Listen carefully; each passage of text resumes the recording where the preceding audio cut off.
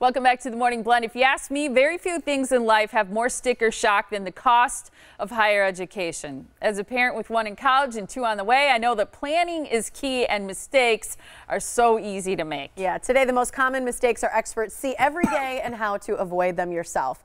Chad Harbeck and JW Hyndman are college funding specialists with integrated college planning. Thanks for coming back, you guys. What up, boys? Yeah. How are you? Now's the time. Like, everybody's seriously freaking out, you know, the new right. seniors, but they should be thinking about it before that, too. Right, yeah. When do people need to start thinking about it, seeing you guys, figuring out, like, oh, gosh, what is this going to look like for us and our Sooner family? than later. Yeah, we were talking about that on the ride in. It's like, with the people with our workshops, it's like, hey, if you're a junior or a sophomore, that's like the best time to come to one of our workshops and really get all the information that we give. The seniors, it's getting kind of late for them. I actually had said in my workshop last night, you're kind of against the wall right now because you have to know so much so fast. Yeah.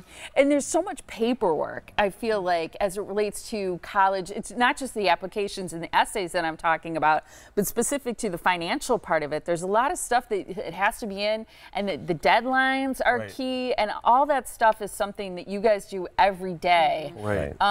Because I think that's daunting. And it's changing. Forms are changing. Yeah, because I remember it used to be like January was the big FAFSA deadline. Then it was October. Right. Yeah. That's when you could start filling them out. Yeah. Right. So they changed that about 3 years ago to October, where you could start filling out your FAFSA forms. So that was like the big change. Yeah. What we witnessed last year was there was a lot of little bugs in the system for a lot of those folks that filled out their financial aid forms right away because they were go-getters. They actually had some situations where they may have lost some information, and the colleges aren't going to contact them to tell them, hey, you have a problem, because they don't know. Well, that's what I like about what you guys do, is you really navigate the parents and the kids through this whole process. What are some of the common mistakes, though? Because whether they're using you or they're not using you, a lot of times when it's your first child especially, it's such a different landscape than it was when you went to college. So what are some of the common mistakes that parents are making when trying to navigate the financial aid process? Assuming that all colleges are created equal when it comes to giving out the grants and the scholarships. Yeah. I know that I took my son on college tours last year and had to bite my tongue sometimes, saying, well, I kind of know that this school that you're looking at doesn't have a lot of money to give away, even though they're telling me we have a lot of money to give away. So they may tell you something different. Right. Interesting. That's even more confusing for a parent. I heard something last night in a workshop that I thought was funny. Somebody brought up reciprocity. They said, oh, yeah, we're going to get reciprocity at Minnesota. And what does that mean? Basically, it brings it in the line of being the same expenses like Madison. Okay. But the thing is, in-state tuition, even though you're out of state. But a lot of the private institutions and institutions that have a lot of money to give actually can be cheaper than the schools that have reciprocity. So it's really knowing the different schools and what they're coming to the table with, meaning, do they have money to give, don't they have money to give, and knowing that helps you to make a really informed decision. Yeah. I did not get that until I met with you guys. So my daughter goes to what I consider to be an expensive private school in Minnesota. What we pay for her tuition, room, and board is equal to or less than many of the state schools here in Wisconsin.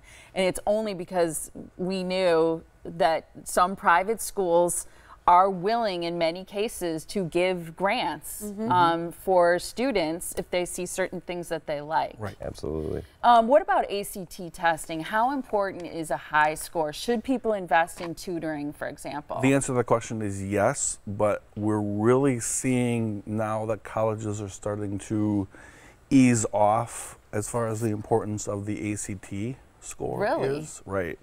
So it used to be, you know, hard and fast. It was the ACT score. Now we're seeing colleges that are coming off and not using the ACT as much as they did. Are they weighting GPA more? They're looking at more of the GPA and the well-rounded student and the other activities and the volunteer work. Charity work, charity work's volunteer huge. work, which is often majorly overlooked by the parents and the students, is they don't get enough of the volunteer hours in that the schools are looking for. And that's an easy way to stand out above the crowd if you're equal in other areas. So that's great advice. Expected family contribution, how do you explain that to people? Well, it's basically it's the parents' income and assets, the child income and assets, the number of children that are in school, the age of the eldest parent, and then finally the number of family members.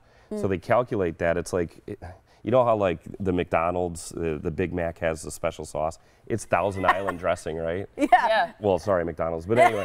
But, They're going to issue a statement. It is not Thousand Island. right. But anyway, like it's a magical mix. Well, Yeah. the thing is, the EFC is kind of like that, so it can change depending on how your assets are structured. And expected family contribution is basically how much each family is expected to pay toward a college education. As a starting point. Yeah, Some may be higher, some may be lower, but it's a starting point. And I would bet most families are like, we can't pay that. Right. Yes. At first, yeah. Yes, trust me when I say yes, that's true.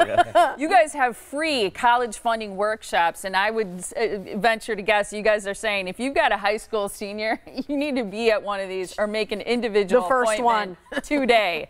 All right, they all start at 6:30 p.m. They're free. Muskego, September 25th. Also on the 25th is West Bend.